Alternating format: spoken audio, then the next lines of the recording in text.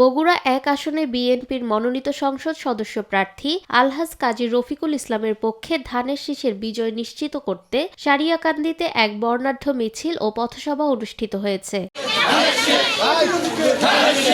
৫ই ফেব্রুয়ারি বৃহস্পতিবার বিকালে সারিয়াকান্দি পৌর বিএনপির সাবেক সাধারণ সম্পাদক মাহবুব আলম তুপুল সরকারের নেতৃত্বে সরকারপাড়া থেকে মিছিলটি শুরু হয়। মিছিলটি পৌর এলাকায় প্রধান সড়ক প্রদক্ষিণ শেষে মাদ্রাসা মোড়ে এসে এক নির্বাচনী পথসভায় মিলিত হয়।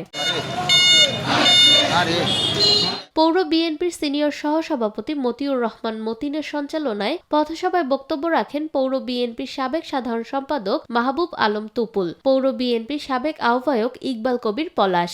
তারা বলতেছেন এই কথা যে জামাত ইসলামকে ভোট দিলে তারা ফেরত যাবে। ফেরতের মালিক কে? তারা ফেরতের কথা বলে যে টিকিট নিয়ে তারা ফেরত যাবে। তারা এই সমস্ত ভোটের কারণে তারা ইমানকে বিক্রি করছে। যারা এই কথা বলে তারা পুরোটাই শিরক করতেছে। আমরা এইগুলোর কথা বিভ্রান্তকারী না শুনে আমরা ১২ তারিখে সকালবেলা ওটা ধানের শীষে দিবেন। আমরা সবাই ধানের শীষে ভোট দিব, কারণ এই বিগত ১৭ বছর বগুড়া জেলায় কোনো উন্নয়ন হয়নি।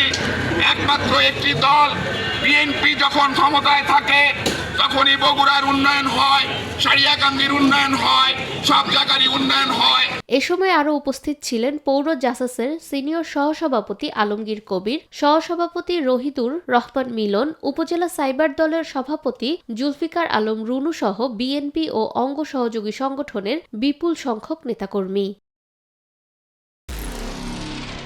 নিরপেক্ষ, সত্য প্রকাশে আপোষহীন।